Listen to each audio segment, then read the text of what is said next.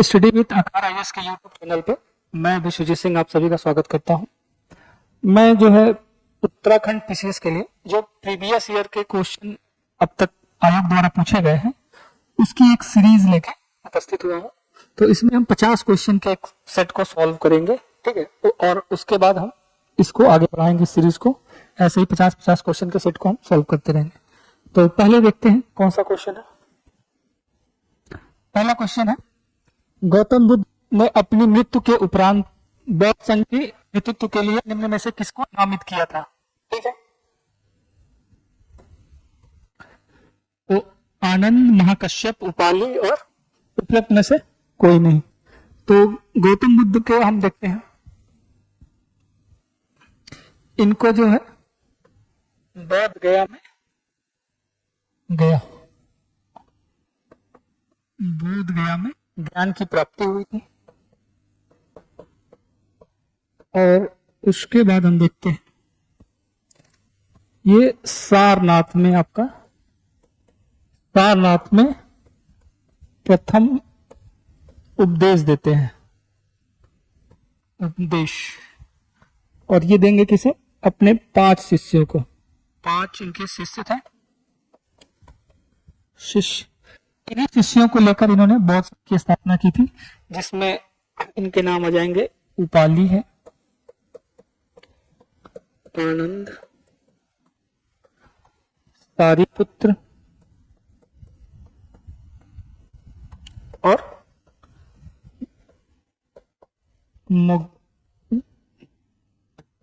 Lion, ठीक है। तो इसमें से इनके शिष्य थे जिनको लेकर इन्होंने बौद्ध धर्म की स्थापना की थी, जिसमें से आनंद इनका सबसे प्रिय था, जिसके कहने पे इन्होंने बौद्ध धर्म में स्त्रियों को प्रवेश दिया था। सबसे पहले भिक्षुणी थी इनकी मासी पत्नी प्रजापति। तो इस और उन्होंने अपने नेतृत्व के बाद किसी को भी बौद्ध धर्म के नेतृत्व के लिए जो है नामित नहीं किया था। तो इस हिसाब से आप आंसर देखेंगे तो उपरोक्त में से कोई नहीं हो जाएगा, तो उन्होंने इसके लिए किसी को नामित नहीं किया। बाकी इनके बारे में हम जानते हैं। नेक्स्ट क्वेश्चन है, निम्नलिखित में से किसने सल्तनत काल में डाक व्यवस्था प्रचलित डाक व्यवस्था के बारे में विस्तृत जानकारी दिया है? तो डाक व्यवस्था के बारे में आप सल्तनत काल में इल्तुतमिश ने जो है विस्तृत जानकारी दी है। इसकी अपनी बुक है ना, उसमें इन्होंने लिखा है। तो इब्न बतूता के बारे में आप देखेंगे कि मोरक्को का वासी था, और ये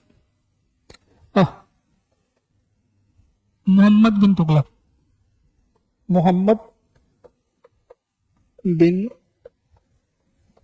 तुगलक के समय यह आएगा, भारत आता है। और ये जो है दिल्ली का काजी नियुक्त करता है इसे, दिल्ली का काजी।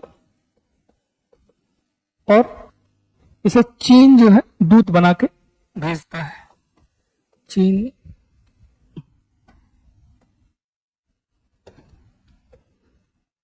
दूत बनाकर भेजा। और इसकी बुक जो है रहेला, ठीक है, रहेला में ही रहेला, ठीक है।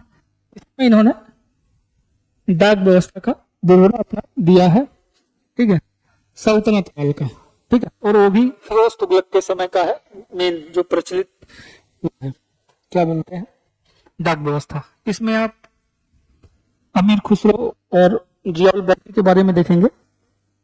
तो ये जियाउल बर्नी ये भी जो है मोहम्मद बिन तुगलक के समय के दरबार में नदीम के पद पे था। और इनकी बुक है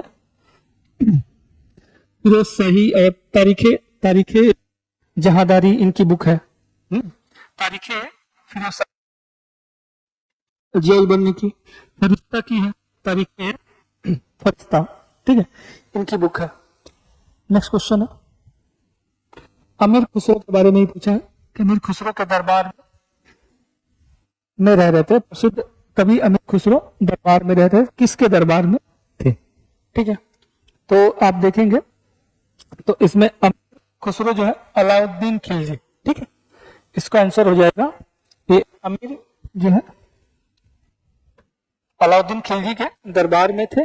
अमीर खुसरो का जो जन्म है वो एटा जिले के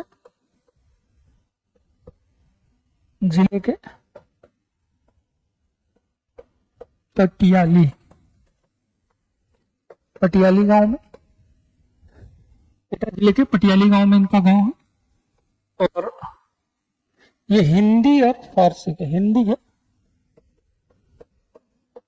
कवि थे, हिंदी के कवि थे और फारसी के भी, ठीक है, फारसी के भी अच्छे जानकार थे। इनके संबंधित में कहा जाता है कि ये 8 सुल्तानों का शासन जो है शासन देखा था, ठीक है। ये भी एक इनके संबंध में फैक्ट है कि 8 सुल्तानों का शासन इन्होंने देखा था अमीर खुसरो ने, ठीक है। नेक्स्ट क्वेश्चन है बहमनी राज्य की स्थापना पूछ रहा है कि बहमनी राज्य की स्थापना किसने की थी। तो बहमनी राज्य की स्थापना जो है दक्कन में मोहम्मद बिन तुगलक के समय में, मोहम्मद बिन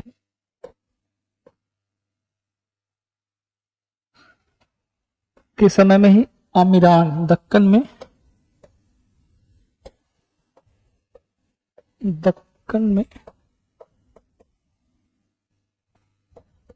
आमीरान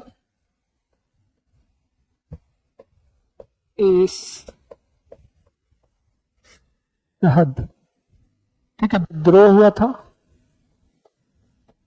विद्रोह। इसी के बाद जो जफर खां जो है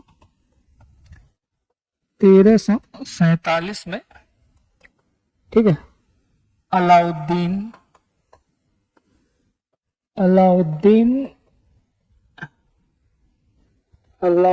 हसन बहमन शाह के नाम से ये गद्दी पर बैठा था, बहमनी राज की स्थापना की थी, ठीक है। नेक्स्ट क्वेश्चन है वैदिक ग्रंथों के प्रसिद्ध भाष्यकार सायण की इस एक काल में सक्रिय थे, इनके बारे में पूछा सायण के। तो इनकी सबसे प्रसिद्ध जो इनका भाष्य है मेरुदंड पे इन्होंने लिखा है, मेरुदंड भाष्य, ठीक है, ये सबसे प्रसिद्ध है इनकी। और इनका जो काल देखेंगे तो ये विजयनगर साम्राज्य में, विजयनगर राज्य में ये आपका सेनापति भी रहे, सेनापति एवं अमात्य, ये 24 वर्ष तक, तो 24 वर्षों तक इन्होंने अपनी सेवाएं दिया था किसे, विजयनगर साम्राज्य को। हिसाब से आपका आंसर हो जाएगा डी। नेक्स्ट क्वेश्चन है आदि ग्रंथ संग्रहित किसने किया था, संग्रहित जो है किसने किया था। तो ये सिख धर्म का पवित्र ग्रंथ है, सिख धर्म का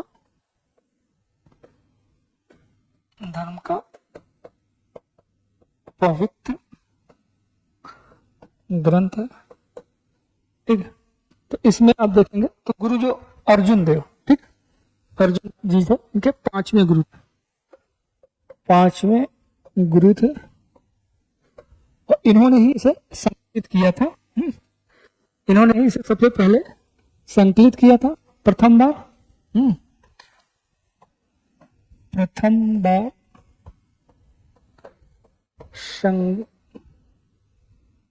संग्रहित जो है संग्रहित किया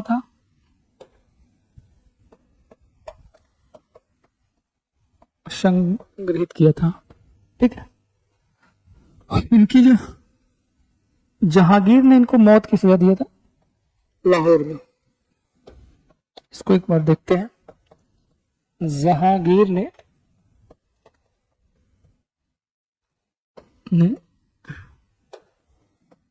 लाहौर में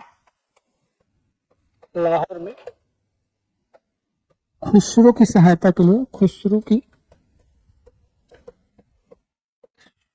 के लिए मृत्युदंड दिया था।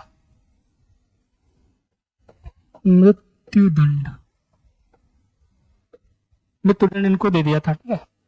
बाकी इनके अमरदास जी जो थे वो तीसरे गुरु थे। तो आपका आंसर हो जाएगा बी। नेक्स्ट क्वेश्चन है, पानीपत का युद्ध पूछ रहा है।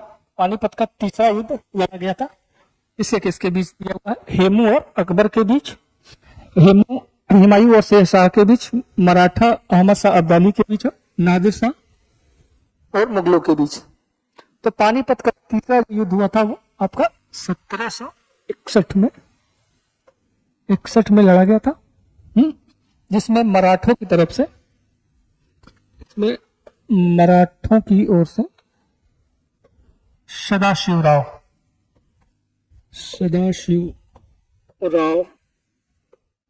और अहमद शाह अब्दाली की अपनी सेना थी, इनके बीच लड़ा गया था, ठीक है।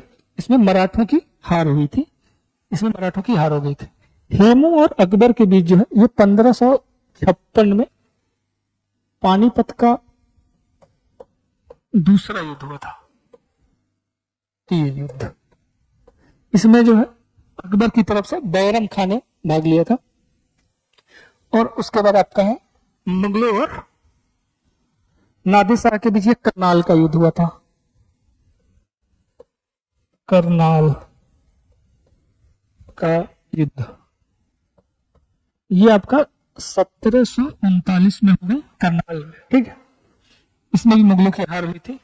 शेरशाह सूरी और हुमायूं, इसमें युद्ध हुआ था 1539 में। चौसा का युद्ध से बोलते हैं हम, चौसा का युद्ध, ठीक है। इस हिसाब से इसका आंसर है बी। नेक्स्ट क्वेश्चन है, सूची 1 और सूची 2 को हमें मिलाना, देखते हैं क्या दिया है। आदिल शाही, कुतुब शाही, निजाम शाही और सरकी शाही। और इधर से दिया है राज्य दिया है, पूछ रहा है किसका कहां पे आप शासन था। तो सबसे पहले हम जानते हैं कि इसमें सरकी वंश का जौनपुर में था। आदिल शाही जो है बीजापुर में था, ठीक है। कुतुब शाही आपका गोलकुंडा में, और निजाम शाही जो है अहमदनगर या हैदराबाद। एक जो है इसका आंसर हो जाएगा डी। इस हिसाब से 2, 3, 4 आंसर हो जाएगा आपका डी। बंगाल और बिहार में कह रहा अस्थायी बंदोबस्त के बारे में पूछ रहा है। बिहार, बंगाल और उड़ीसा में अस्थायी बंदोबस्त जो है 1793 में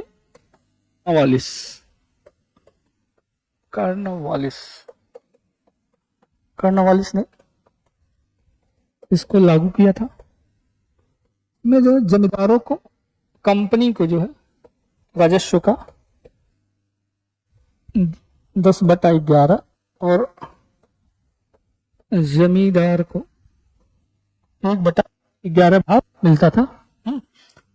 आंसर हो जाएगा ए।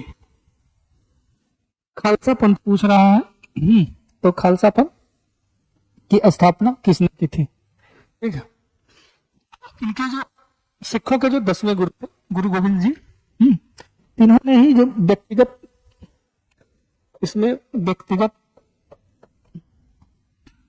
गुरु की जो परंपरा थी,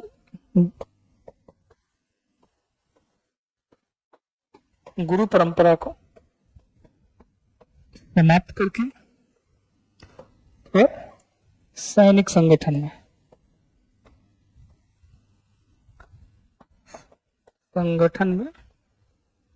इनको संगठित किया, ठीक है। जो खालसा पंथ हम जानते हैं, बी आंसर हो जाएगा। इसमें जो है इन्होंने सिखों के लिए, खालसा पंथ के जो थे उनके लिए पंचक का सिद्धांत लाया था, जिसमें कड़ा, कच्छा, केश, ठीक है, ये सब आते हैं। उनको रखना, कृपाल, ये सब रखना जो है अनिवार्य बना दिया गया, धर्म का हिस्सा बना दिया गया था। नेक्स्ट क्वेश्चन है ब्रह्म समाज के संस्थापक पूछ रहा है।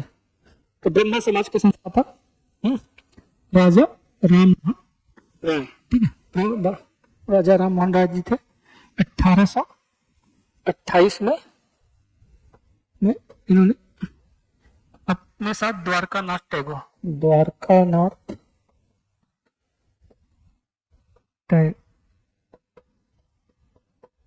टैगोर, ठीक है, द्वारकानाथ टैगोर और राजा राम मोहन राय मिलकर ब्रह्म समाज की स्थापना किया था। और इनका क्या था, एकेश्वरवाद की पूजा, एकेश्वरवाद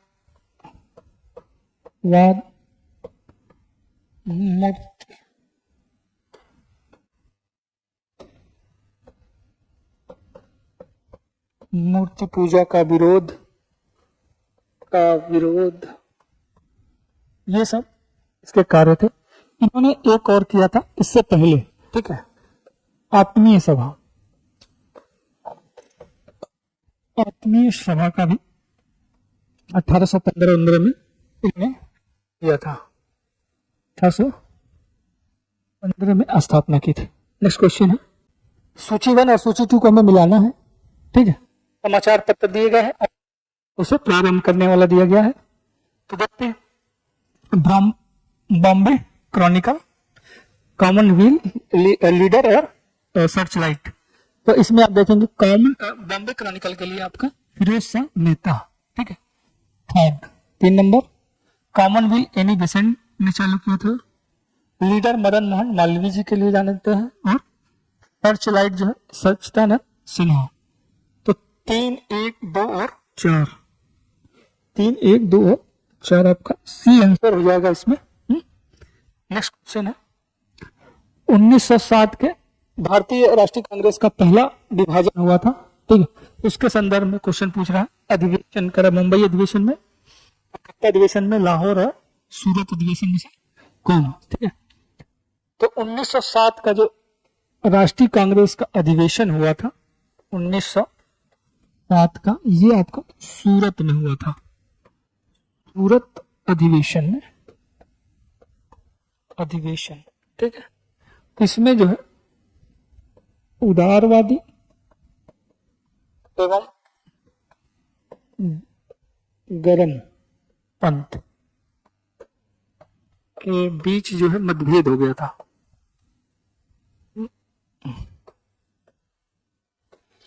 ये मतभेद के कारण जो है विभाजन हुआ था। और इसके अध्यक्ष जो थे वो रास बिहारी बोस थे,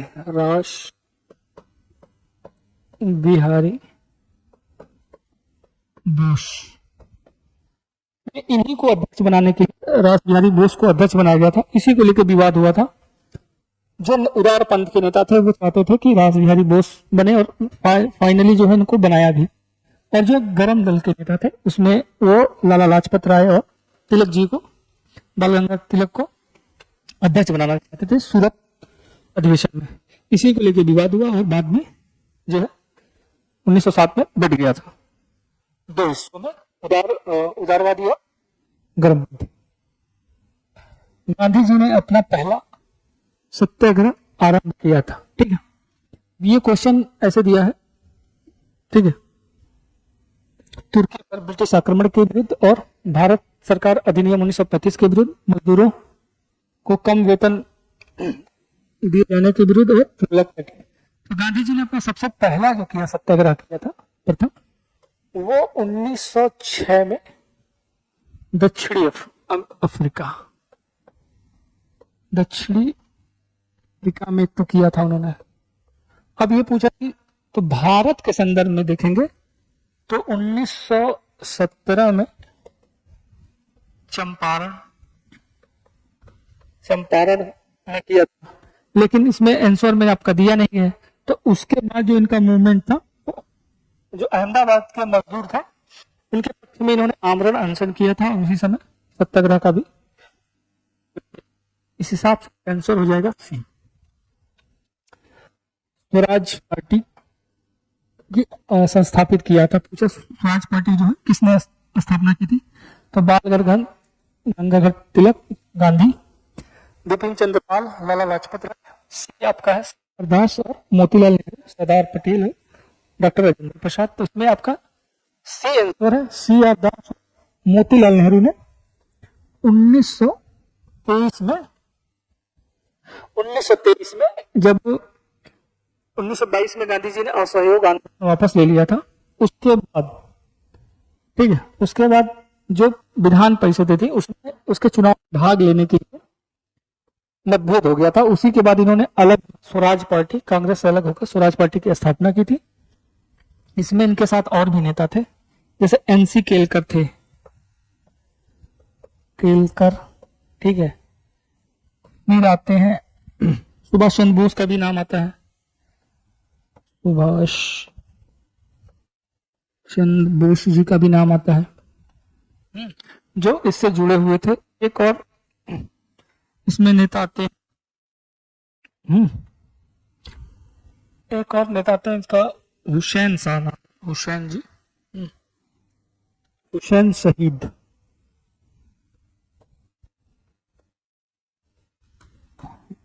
हुसैन शहीद, ठीक है। ये भी इससे जुड़े हुए थे, किसे, स्वराज पार्टी से। स्वराज को बतौर राष्ट्रीय मांग सर्वप्रथम किसने रखा था, ठीक है, स्वराज को, ठीक है, राष्ट्रीय मांग के रूप में कहना है, किसने रखा था सबसे पहले, तो बाल गंगाधर तिलक, सी आर दास और दादा भाई नेहरू और महात्मा गांधी। इसमें आप देखेंगे दादा भाई नेहरू जी ने सबसे पहले 1906 के कलकत्ता अधिवेशन, कलकत्ता अधिवेशन में सर्वप्रथम स्वराज की मांग रखी थी। उसके बाद बाल गंगाधर तिलक ने भी 1916 में इसे आगे बढ़ाया था और उन्होंने पूर्ण संपूर्ण स्वराज की बात की थी। उसको उन्होंने नारा भी दिया था जन्मसिद्ध अधिकार का, स्वराज हमारा जन्मसिद्ध अधिकार है। तो इसे आपसे आंसर हो जाएगा सी। 18वां क्वेश्चन है आपका, निम्नलिखित में से किसने कहा था कि कांग्रेस के पतन के लिए लड़खड़ा रही है और मेरी सबसे बड़ी अभिलाषा है जब तक मैं भारत में रहूं कांग्रेस की शांतिपूर्ण समाप्ति में सहायता करूं। ये जो है कथन आपका कर्जन से संबंधित है। लॉर्ड कर्जन ने कांग्रेस के लिए ये बात कही थी। ठीक है, नेक्स्ट क्वेश्चन देखते हैं। 19 है, निम्नलिखित में से कौन कांग्रेस के आधिकारिक इतिहास के रचयिता है। कांग्रेस का जो ऑफिशियल जो इतिहास का है उसके संबंध में क्वेश्चन पूछ रहा है। तो पटाभी सीतारमैया, ठीक है, ये इसके कांग्रेस के इतिहासकार थे, ऑफिशियल जो है इतिहासकार थे। इन्होंने वो जो बुक लिखा है कांग्रेस का इतिहास, इसी नाम से है, ठीक है, कांग्रेस का इतिहास। जे.बी. कृपलानी जो है स्वतंत्रता के समय कांग्रेस के अध्यक्ष थे।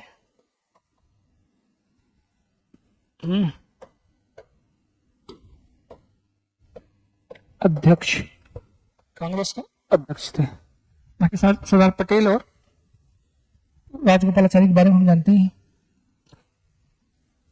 स्वतंत्रता संघर्ष के दौरान निम्नलिखित में से किन की गिरफ्तारी के विरोध में लोग अमृतसर में जलियांवाला बाग कांड 13 पर 19 को इकट्ठे हुए थे। पूछ रहा है जलियांवाला बाग कांड के संदर्भ में पूछ रहा है।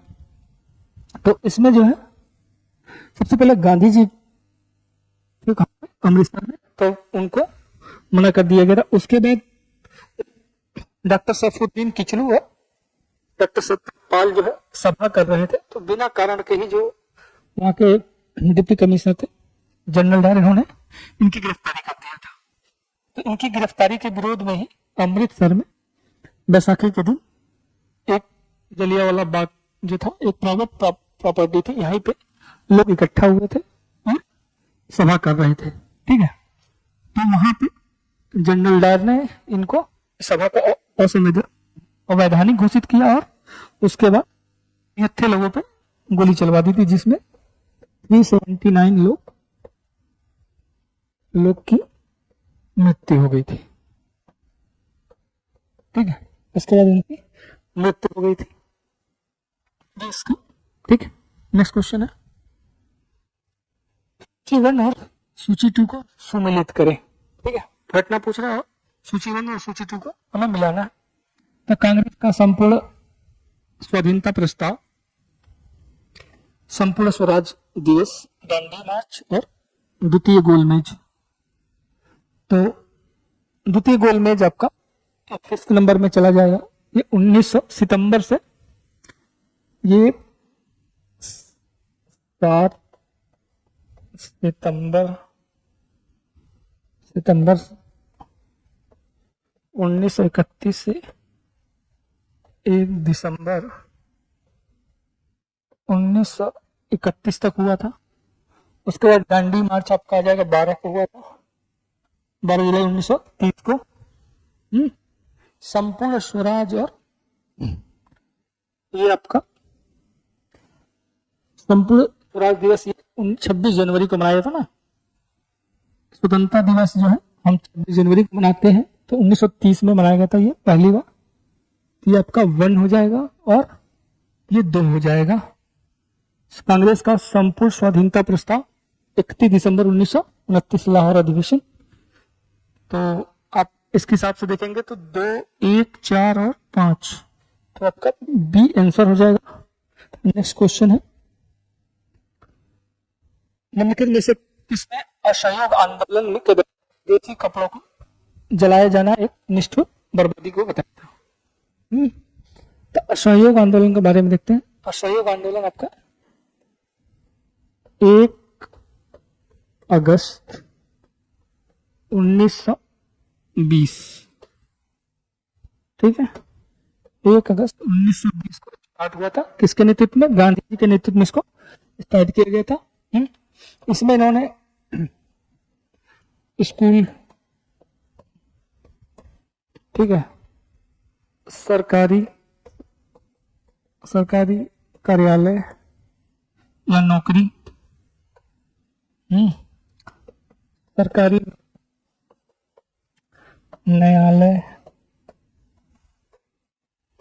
का बहिष्कार किया था। इसी तरह इन्होंने विदेशी कपड़ों का भी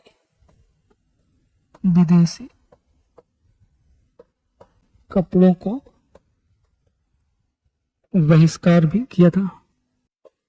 बहिष्कार, तो इसी विदेशी कपड़ों के बहिष्कार के चलते इन्होंने जो विदेशी कपड़े थे उनको दुकानों के सामने ले जाके जलाया जाता था। तो जिसको रविंद्रनाथ टैगोर जी ने गांधी जी को पत्र लिखकर ये बात बोला था कि विदेशी कपड़ों को जलाया जाना एक निष्ठुर बर्बादी है। तो हिसाब से आंसर हो जाएगा आपका।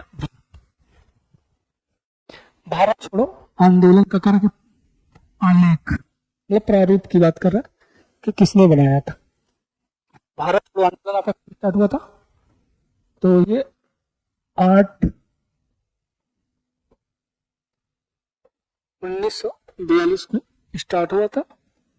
जो शेष के नेतृत्व थे उनका गिरफ्तारी कर ली गई थी।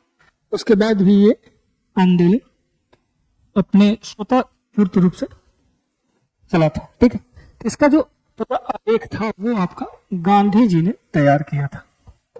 गांधी जी ने तैयार किया गया था। इस हिसाब से इसका आंसर हो जाएगा बी। इसमें जो है सरोजनी नायडू को 21 महीने का जेल हुआ था और अरुणा एसपी जो थे उन्होंने इस दौरान मुंबई के ग्वालियर टैंक भारतीय ध्वज को फहराया था। इसके लिए हम जानते हैं। निम्नलिखित कथनों में से कौन सा एक सुमिलित नहीं? ठीक है, तो शहर दिया हुआ है और एक तरफ रिवर दिया हुआ है, उसको देखते हैं। गोरखपुर आपका राप्ती नदी के किनारे है। लुधियाना रावी नदी, ये गलत है। और जबलपुर नर्मदा नदी के किनारे है। सूरत जो है तप्ती नदी के मुहाने पे। इस हिसाब से आपका आंसर हो जाएगा बी। और ये आपका सतलज, लुधियाना जो है सतलज नदी किनारे है।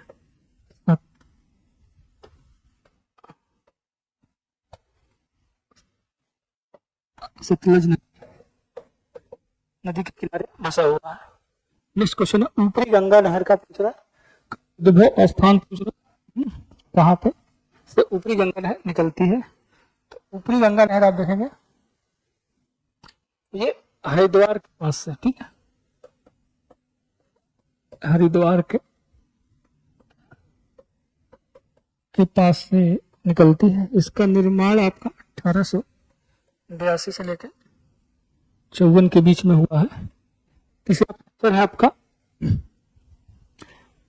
ए, ठीक है। इसमें कुछ और फैक्ट है। ये इसकी लंबाई आप 340 किमी लंबा है, 700 हेक्टेयर और 7 लाख हेक्टेयर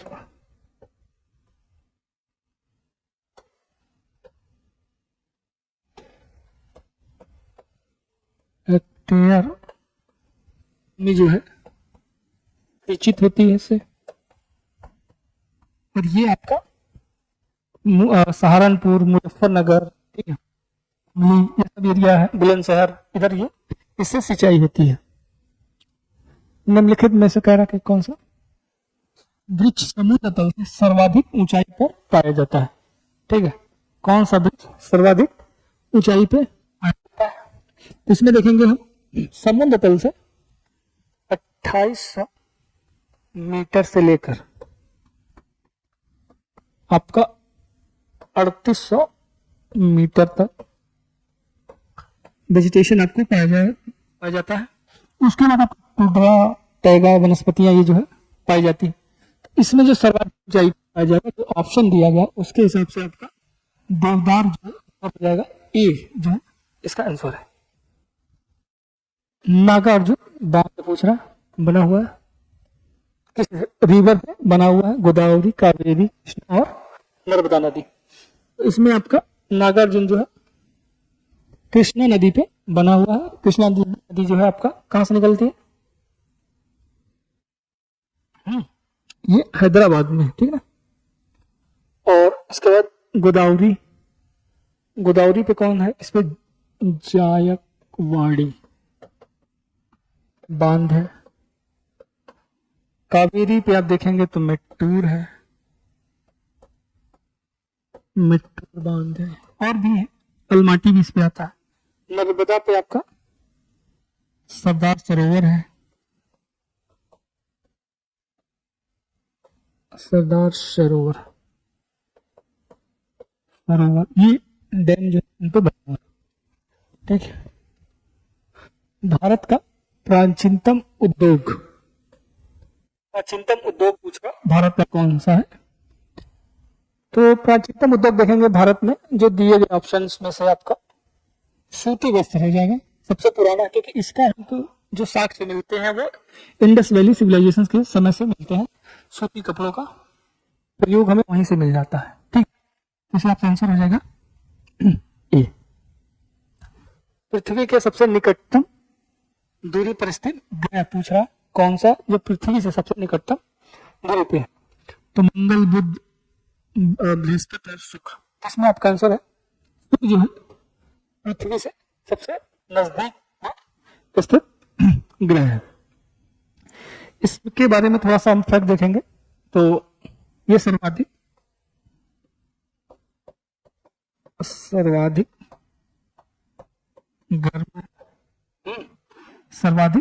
गर्म है। इसको हम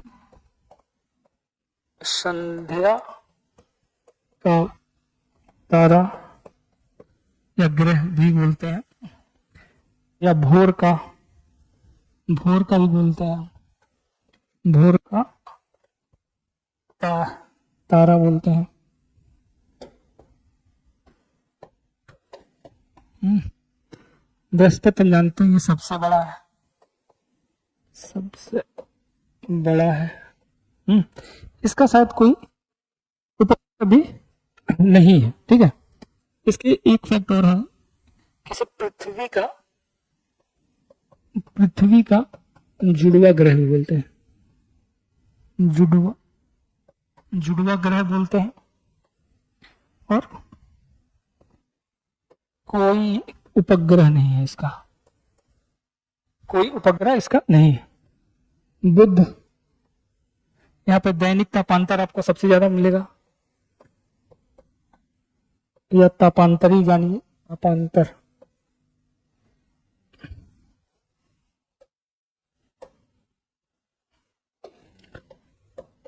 तापांतर सर्वाधिक होगा क्योंकि यहाँ वायुमंडल नहीं है।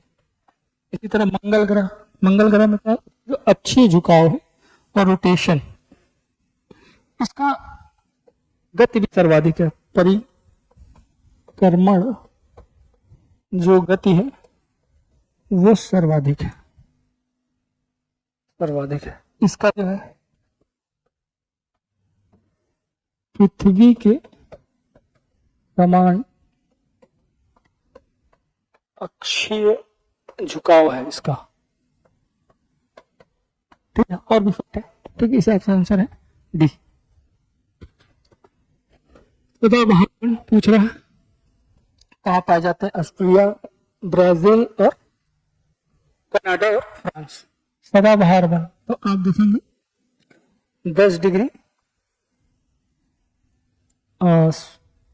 नॉर्थ एंड 10 डिग्री साउथ, भूमध्य रेखा, भूमध्य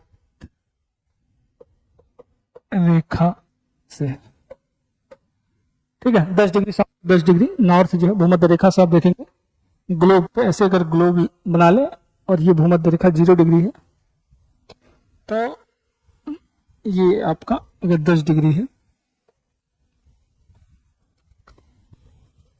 तो इस पे जो भी कंट्री आएंगे उसमें जो है आपका पाया जाता है, सदाबहार वन पाए जाते हैं। इसमें आप देखेंगे तो एक अमेजन बेसिन में आते हैं, ठीक है। अमेजन बेसिन में, इसमें आपका ब्राजील है,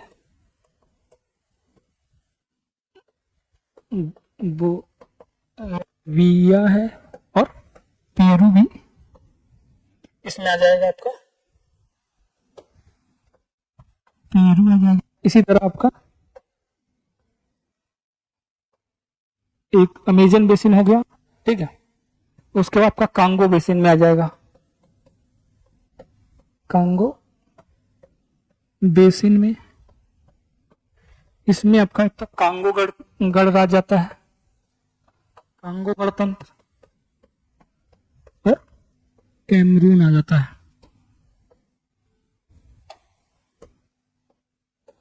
कैमरून आ जाएगा। इसी तरह आपका दक्षिण पूर्व एशिया में, दक्षिण पूर्व एशिया में, इसमें आपका इंडोनेशिया है, इंडोनेशिया, पापुआ और न्यू गिनी है। ये सब क्या है? इन देशों में आपका सदाबहार वन पाए जाते हैं, ठीक है। तो इस बात का आंसर हो जाएगा बी, कि जब दिन और रात अवधि बराबर होती है सूर्य की किरणें सीधी पड़ती है कहाँ पे? तो जब दिन और रात की अवधि बराबर होगी तो उस समय आपका 21 मार्च 23 सितंबर तो मैं भूमध्य रेखा पर सूर्य की किरणें, ठीक है, भूमध्य रेखा पर सूर्य की किरणें सीधी होंगी, ठीक है। जब सूर्य की किरणें सीधी होंगी तो यहाँ पे दिन और रात ये इस दिन तक 21 मार्च और 22 सितंबर को बराबर होंगे, ठीक है। तो आंसर हो जाएगा आपका बी जो है आंसर होगा। ठीक है, नेक्स्ट क्वेश्चन देखते हैं। निम्नलिखित सागरों में से एक का जल सर्वाधिक खारा पूछ रहा है। जो दिए गए ऑप्शन है बाल्टिक सागर, काला सागर, मध्य सागर और रेड सी में से कौन से में सबसे खारा है, ठीक है। किसका जल सबसे खारा है? तो विश्व में सबसे अधिक खारी अगर देखेंगे कहां पे, विश्व में, तो वॉन आता है, वॉन झील, ठीक है।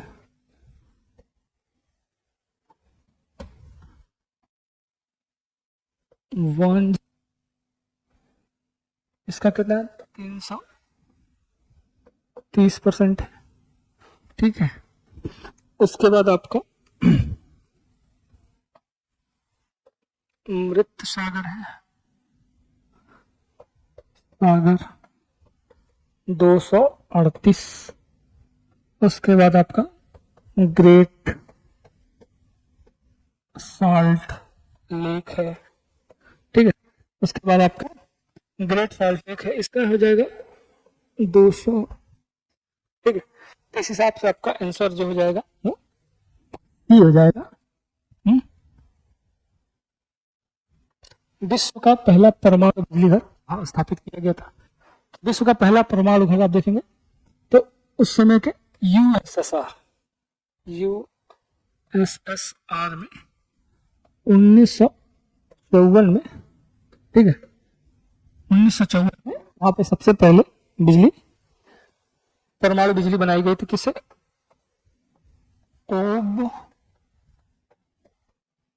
ओबनिस्क, ठीक, ओबनिस्क परमाणु बिजली प्लांट, ठीक है। इससे जो है सबसे पहले यहाँ पर परमाणु से जो न्यूक्लियर एनर्जी से बिजली का उत्पादन किया गया था। और कितना किया था? 5 मेगावाट, 5 मेगावाट का उत्पादन किया गया था। तो उस समय का यूएसएसआर आज का रूस के हम जानते हैं, ठीक है। नेक्स्ट क्वेश्चन है, कल्याणकारी राज्य की संकल्पना का समावेश भारत के संविधान में है।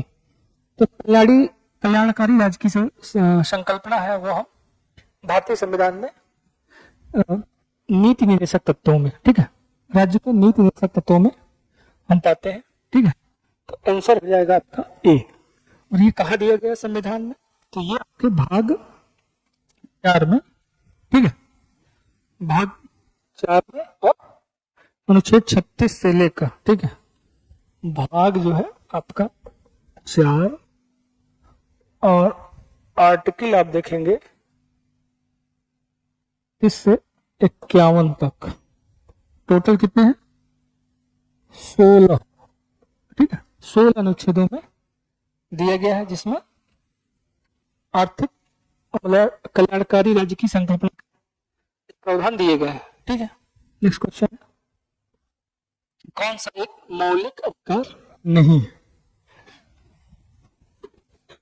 करके कौन निम्नलिखित में से एक मौलिक अधिकार नहीं है? तो समानता का अधिकार, स्वतंत्रता का अधिकार, धर्म का अधिकार और संपत्ति का अधिकार। जो संपत्ति का अधिकार है यही आपका आंसर है, जिसको जो है 44वें संविधान संशोधन द्वारा संविधान संशोधन द्वारा निरस्त कर दिए गए पर आर्टिकल 300 ए जोड़ा गया, ठीक है। और संपत्ति का अधिकार को मौलिक अधिकार से हटाकर एक वैधानिक अधिकार बना दिया गया है, जिसमें आर्टिकल 300 ए में, ठीक है।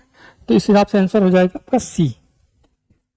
नेक्स्ट क्वेश्चन है, निम्नलिखित में से किस एक की संस्कृति के आधार पर मूल कर्तव्यों संबंधित प्रावधानों को भारत के संविधान में जोड़ा गया है। ठीक है, तो समिति पूछ रहा है किसकी समिति के आधार पर जो है मूल कर्तव्य को जोड़ा गया है। तो मूल कर्तव्य आप देखेंगे 42वें संविधान संशोधन द्वारा भाग 4 का और आर्टिकल आपका था 51A जोड़ा गया था और ये स्वर्ण सिंह समिति की आधार पर लाया गया था, मूल कर्तव्यों को संविधान में जोड़ा गया। ठीक है, नेक्स्ट क्वेश्चन है सूची 1 और सूची 2 को सम्मिलित करना है और ये दिए गए अनुच्छेद है और उससे संबंधित विषय दिए गए हैं। तो देखते हैं अनुच्छेद 124 आपका ये संघीय न्यायालय से संबंधित है। तो ए का 3 हो जाएगा। अनुच्छेद 5 ये नागरिकता से संबंधित है, ये 4 हो जाएगा। और अनुच्छेद 352 ये आकस्मिक प्रावधानों से संबंधित है, तो 1 हो जाएगा। और 245 ये विधायी शक्तियों के वितरण से संबंधित है, 2 हो जाएगा। तो 3, 4, 1 और 2 किस हिसाब से आंसर है? डी आंसर हो जाएगा आपका। नेक्स्ट क्वेश्चन है भारत के उपराष्ट्रपति के निर्वाचन होते हैं, तो उपराष्ट्रपति के निर्वाचन का पूछना है कि किस तरह से इनका निर्वाचन होता है या कौन कौन इसमें भाग लेता है। तो उपराष्ट्रपति का देखेंगे तो ये संसद के दोनों सदनों के सदस्य इसमें शामिल होंगे। ठीक है, आंसर हो जाएगा आपका सी, उपराष्ट्रपति के चुनाव में। इनमें क्या है, जो निर्वाचित सदस्य हैं, जो गैर निर्वाचित सदस्य जैसे मनोनीत सदस्य होते हैं, वो सभी इसमें पार्टिसिपेट करेंगे। ठीक है, राष्ट्रपति के चुनाव यही डिफरेंस होता है, वहां पे जो गैर मतलब जो नामित सदस्य होते हैं, गैर निर्वाचित सदस्य हैं, वो भाग नहीं लेते हैं। और उसमें विधानसभाओं के सदस्य भी जो निर्वाचित सदस्य तो होते हैं वो भी भाग लेते हैं। इसमें ऐसा कुछ नहीं है, इसमें संसद के जो दोनों सदन है उसके सभी सदस्य, चाहे वो निर्वाचित हो चाहे वो गैर निर्वाचित हो, वो सभी भाग लेंगे। तो इस हिसाब से आंसर है आपका सी। भारत केंद्र राज्य संबंध प्रभावित होते हैं, केंद्र राज्य संबंध पूछा और उससे संबंधित स्टेटमेंट दिए गए से पूछा किन किन आधारों पर प्रभावित हो सकता है। तो संविधान के प्रावधानों से, नियोजन की प्रक्रिया से, राजनीतिक हितों के अंतर्विरोध से और हुक्म चलाने की प्रबल इच्छा था। इन सभी आधारों पर जो केंद्र राज्य संबंध है वो आपका प्रभावित हो सकता है। केंद्र राज्य संबंध दिया कहाँ है, तो वो आपका भाग 11। ठीक है, संविधान के भाग 11 में केंद्र राज्य संबंध आपको दिए गए हैं, उससे संबंधित प्रावधान भी है। तो इसमें प्रावधान अगर देखना चाहें तो हम देखेंगे जो आपके विधायी हैं, विधायी प्रावधान आपका आर्टिकल 245 से 255 था। उसी के बाद आपका प्रशासनिक है। ठीक है, तो वो आपके आते हैं 200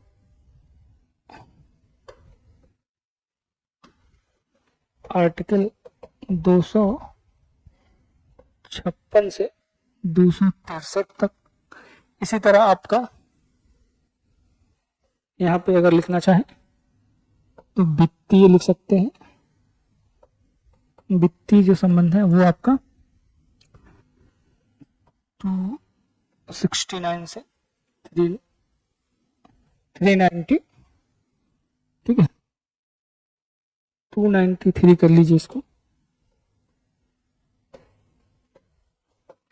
293 तक वित्तीय प्रावधान दिए गए हैं। ये भाग 11 में आ जाता है। ठीक है, तो इसमें डी हो जाएगा सभी आंसर। संविधान के अंतर्गत, संविधान के अंदर आर्थिक योजना का विषय है। ठीक है, आर्थिक योजना पूछ रहा है कि किससे संबंधित है, तो ये आपका समवर्ती सूची में आएगा। इस पर राज्य भी नियम बना सकता है और केंद्र सरकार भी इस पर कानून बना सकता है। तो इसमें आप देखेंगे तो आंसर हो जाएगा सी। इसी के आधार पे 50 में आपका योजना आयोग, योजना आयोग की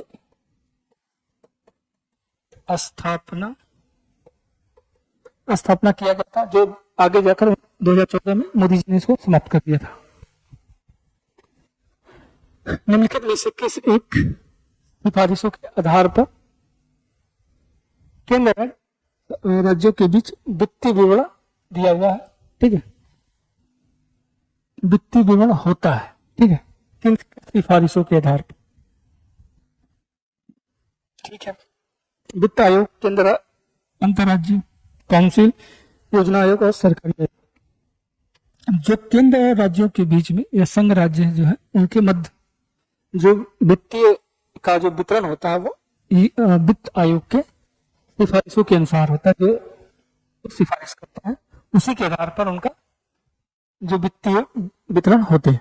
तो इसका संविधान में उल्लेख आप देखेंगे तो आर्टिकल 280 में इसका उल्लेख है। वित्त आयोग का एक संवैधानिक बॉडी है, संवैधानिक निकाय है।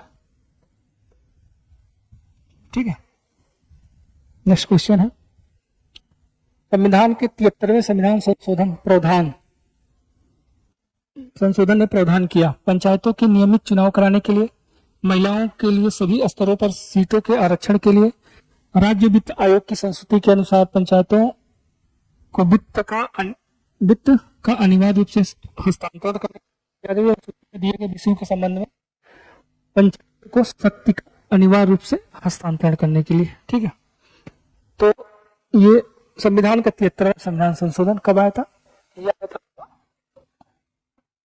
1992 में, और इसके माध्यम से संविधान में भाग 9 और 11वीं अनुसूची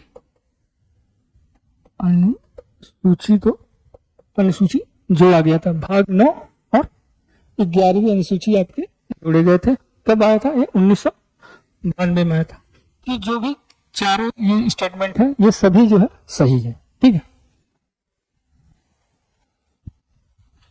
भारत में स्व विकास का उद्देश्य सर्वप्रथम अपनाया गया था। स्वपोषित विकास कर दिए गए जो आपका योजनाएं हैं उससे संबंधित पूछ रहा है कि किसमें जो है स्वपोषित विकास के अपनाया गया था। तो इसमें आप देखेंगे जो तृतीय आपका आंसर है स्वपोषित विकास जो तीसरे पंचवर्षीय योजना में अपनाया गया था। इसका कार्यकाल था 1961-62 से आपका 66-67 तक। ठीक है, इसका कार्यकाल था। इसमें जो है आपका कृषि और उद्योग, कृषि और उद्योग पर फोकस था। ये इसे स्वपोषित विकास का उद्देश्य इसमें अपनाया गया था। तृतीय में चौथी पंचवर्षीय योजना देखेंगे आप तो ये आपका 1969 से 1974 तक होगा।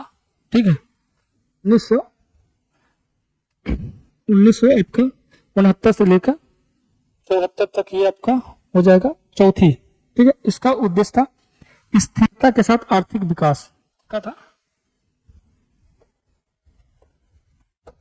स्थिरता के साथ आर्थिक विकास और आत्मनिर्भरता भी था इसका। आत्मनिर्भरता। ठीक है, पांचवें काम देखेंगे ये आपका 74 से 79 तक पांचवी पंचवर्षीय योजना थी। ठीक है, पांचवी पंचवर्षीय योजना थी। इसमें जो है गरीबी हटाओ का नारा सबसे फेमस है, गरीबी हटाओ। ठीक है, इसी तरह छठवीं वह ये 80 से 1980 से 85 तक इसमें जो सम योजनाएं चालू की गई थी गरीबी को दूर करने के लिए, इसमें योजनाएं चालू की गई थी।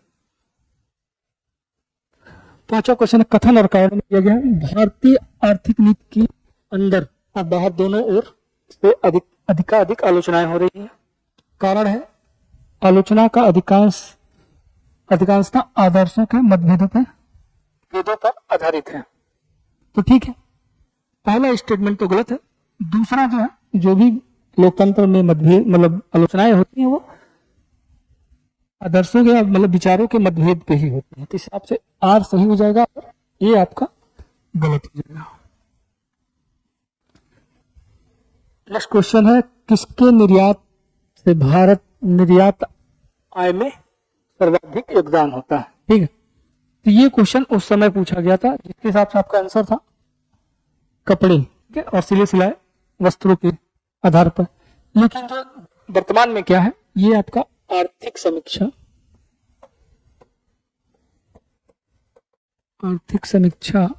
2021 के अनुसार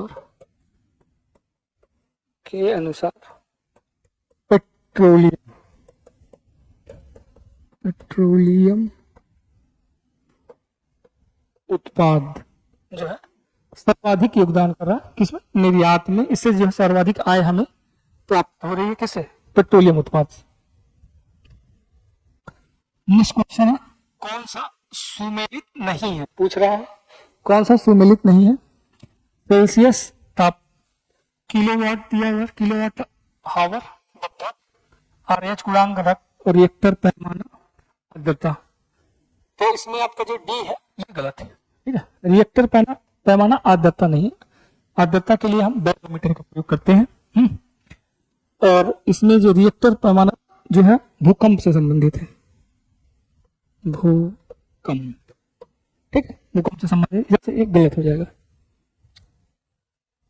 पास्कल की पूछ रहा है इकाई है किसकी, पास्कल। ठीक है, तो ये आपका आर्द्रता, दाब, वर्षा और तापमान। तो इसमें से आपकी ये दाब की इकाई है। ठीक है, पास्कल को हम दाब क्या कहते हैं। इसका SI जो मात्रक है, मात्रक, ठीक है, वो होगा न्यूटन। ठीक है, न्यूटन और वर्ग मीटर। ठीक है, न्यूटन प्रति वर्ग मीटर, या हम इसे पास्कल में भी नापते हैं। ठीक है, ये दोनों जो है ये भी होगा न्यूटन प्रति वर्ग मीटर और पास्कल। ठीक है, नेक्स्ट क्वेश्चन है 1 किग्रा सेंटीमीटर पर दाब समतुल्य है। ठीक है, 1 मिली बार बराबर होता है कितना, 1.053 kg के बराबर। लगभग ये आपका आंसर हो जाएगा। ठीक है, नेक्स्ट क्वेश्चन है हीरा अति उत्तम कच्चा माल है, जो है किसके लिए पूछा। सबसे उत्तम जो है रॉ मटेरियल की तरह कार्य करता है। तो सीरे से हम क्या बनाते हैं, एल्कोहल बनाते हैं, पावर एल्कोहल। ठीक है, तो इससे आपसे आंसर हो जाएगा आपका सी। ठीक, थैंक यू। ये आपका 50 क्वेश्चन का सेट। अब आगे जो है फिर 50 क्वेश्चन का सेट को लेकर आपको सामने उपस्थित होंगे। ठीक, थैंक यू।